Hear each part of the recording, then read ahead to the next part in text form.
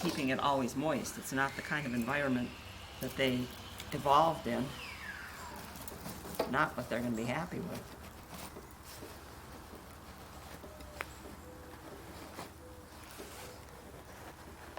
I used to have quite a collection of interior plants. We don't anymore.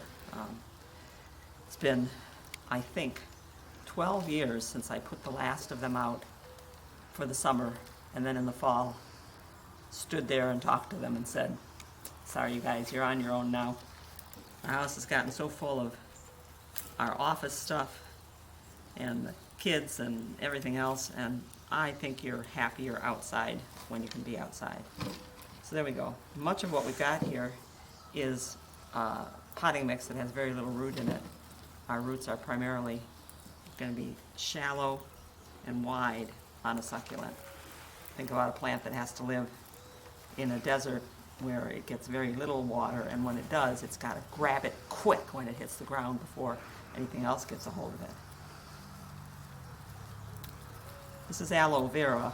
Well, I think it's aloe vera. There's about 100 species of aloe, and this one looks to me like aloe vera, but I'd have to do a lot more investigation to be absolutely sure of that. But there we go. So we're going to put this back in chunks more like this and let them grow. And I'm going to spread those roots wide. I'm going to clip off the unnecessary bits. Unnecessary being no sense in crowding it any more than it has to be crowded.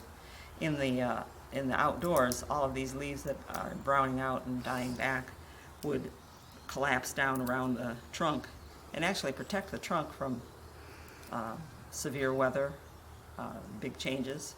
You don't think of it, but it gets pretty cold in the desert at night, and it gets cold quickly. The sun goes down and boom, it's cold.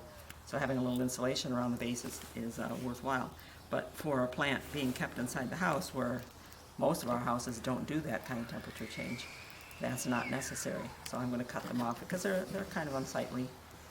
And I'd like to turn this plant back over to my friend, looking really very, very, very nice. So should we keep you, little guy? No, we'll take that one off. So what do you think? How's that look for in a pot by itself? I think this one deserves to be in a pot by itself.